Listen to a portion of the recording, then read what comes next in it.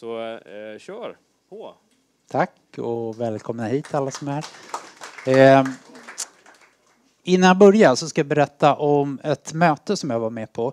Det var våran teknikchef, CTO, Göran heter han.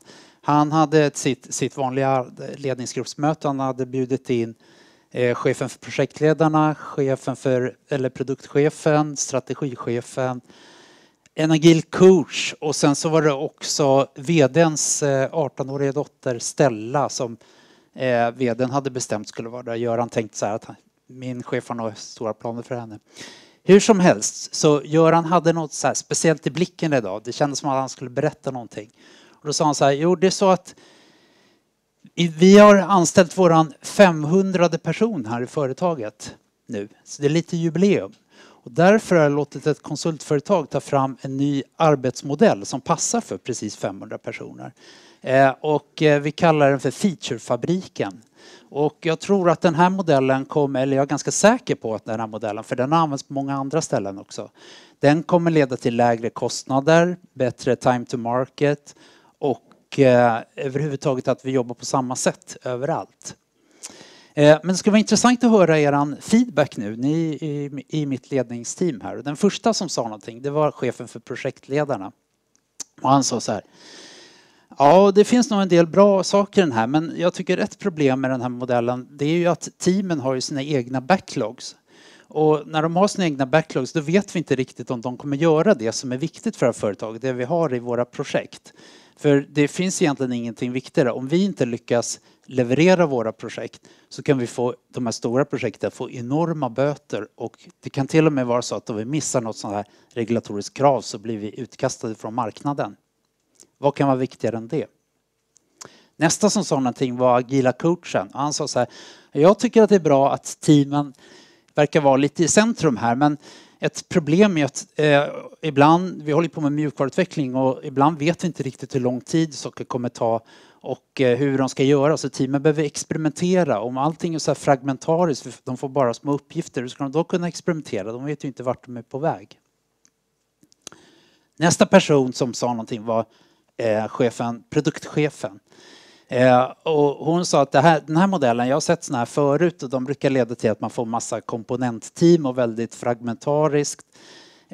Det blir väldigt specifikationsstyrt istället för värdestyrt. Ingen vet riktigt varför vi gör saker. Jag tror att det är dags att vi börjar tänka i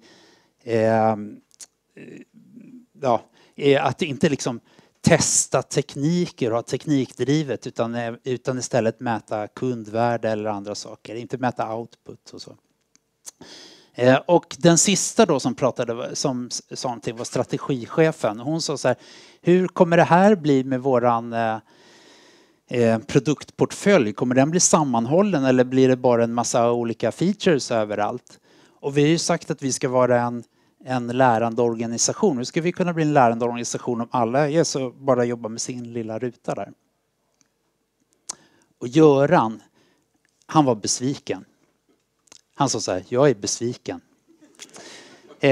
Jag trodde att vi var ett team som stöttade varandra, som var beredda liksom att gå genom eld för varandra. Men det enda ni gör, det är ju bara att gnälla på den här modellen. Och ska det vara så här att ni håller på och gnäller, då kan vi lika gärna fråga Stella här. Hon är 17 år, går på universitetet och vet förmodligen ingenting om företag. Men jag tror att hon känner igen en sån här state of the art feature factory. 18, sa Stella. Jag är 18 år. Ibland kan det vara så här att 10 sekunders tystnad känns som 10 minuter. Sen så Stella så här, känner ni till den här mekaniska ankan? Den var ju en sensation på sin tid.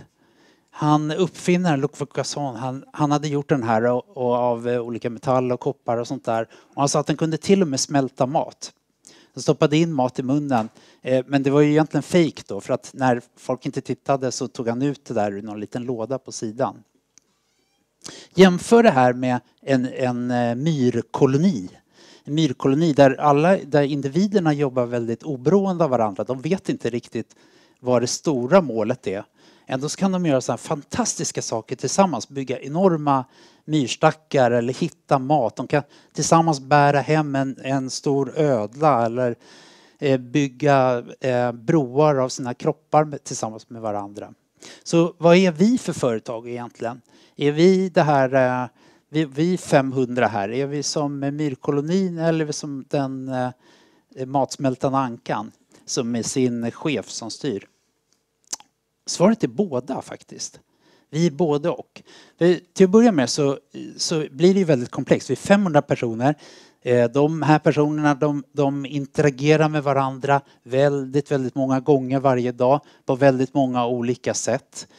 Det är inte liksom styrt centralt de här interaktionerna. En del är ju sådana här möten som vi har bestämt, men mycket är ju det här när människor pratar med varandra i trappan på vägen till mötet eller på fikarasten eller vid andra tillfällen.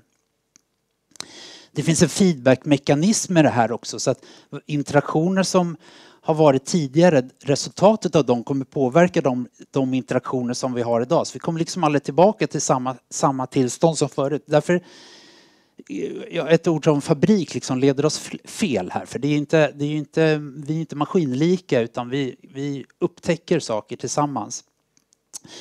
Och dessutom så är det här ett öppet system. Det är inte bara att vi interagerar, vi får en massa influenser utifrån också från andra marknader och konkurrenter och produkter som dyker upp och sådär.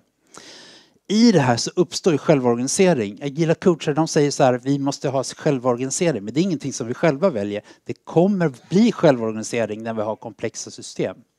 Och det vill vi ju dra nytta av. Om man tänker att vi har liksom någon ledstjärna bara. Någonting som vi vet vi är på väg emot. Det här är liksom inte samma sak som att vi har ett mål. Vi har ju OKR här på företaget, men de är mer så här bakåtriktade. Vi bestämmer att vi har något mål och sen så tittar vi efteråt så här, blev det rött, gult eller grönt. En ledstjärna den kommer man aldrig fram till utan det är bara en riktning till dess man bestämmer att man ska ha en annan riktning.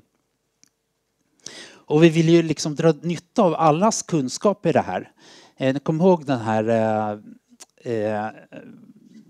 John Boyd, hans modell där om hur vi processar information i våra hjärnor. Liksom. Vi ser saker, vi tolkar det och sen så fattar vi ett beslut och så agerar vi och så fortsätter det så där hela tiden. Så här är det ju också på ett företag. Hela företaget ser saker, bara det att det är 500 ögonpar och 500 öronpar som hör hela tiden och som sen gör en massa olika tolkningar. Vi har ju anställt de här personerna av en anledning. Det är högutbildade 500 personer. Så vi kommer få jättemycket olika perspektiv.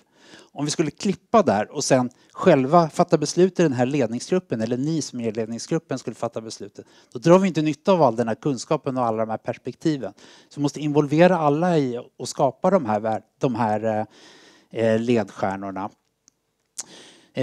Någonting vi kan titta på i såna här catchball-processer där man liksom presenterar det man tänker ska vara mål för nivåer under och över och försöker se hur de kan influera varandra och få inspiration från andra nivåer. Det här behöver vi vara klara med i tid före vi har såna här planeringar av exekvering, liksom sprintplaneringar och kvartalsplaneringar och sånt där vi har. Det måste komma långt innan så att det kan influera exekveringen. För ni ska inte tänka att det här som vi har i de här ledstjärnorna kommer vara det enda som vi gör. Vi kommer fortfarande ha en massa features som vi gör på produkter vi redan har. Vi kommer behöva rätta buggar, vi kommer behöva ta hand om saker i produktion och sådär.